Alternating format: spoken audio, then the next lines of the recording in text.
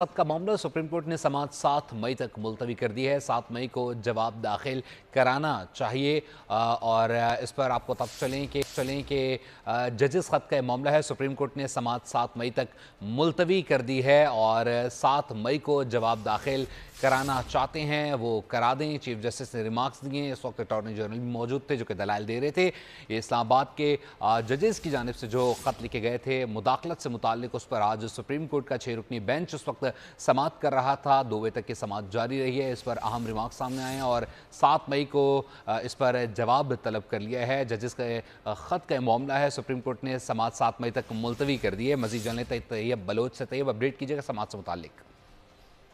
जी, Islamabad court के 6 जजेस के साथ से मुतल्लिक केस की समाअत सुप्रीम कोर्ट का 6 रुकनी लार्जर बेंच कर रहे हैं। चीफ जस्टिस काजी फैजीसा की सरबराही में समाअत जो है वो चल रही है और दौरान समाअत जो है अटॉर्नी जनरल को अदालत ने कहा कि आप जो है जो हाई कोर्ट की जानिब से तजावीज़ आई हैं वो पढ़कर सुनाएं। तो अटॉर्नी जनरल ने बारी बारी पहले जो है वो पंजाब हाई कोर्ट, फिर बलुस्तान हाई कोर्ट और लाहौर हाई कोर्ट की जो जुडिशरी जिली इंतजामिया है उसकी जो है वो तजावीज़ पढ़कर सुनाई। इसके साथ साथ पेशावर हाई कोर्ट की भी तजावीज़ जो है वो पढ़कर सुनाई गई और दौरान समाअत जो है वो जस्टिस अतर मिल्ला का ये कहना था कि इन तजावीज़ में किसी भी हाई कोर्ट ने ये नहीं कहा कि मुदाखलत नहीं हो रही। ये तजावीज़ जो है वो बराह रास्त खुद एक चार्जशीट है।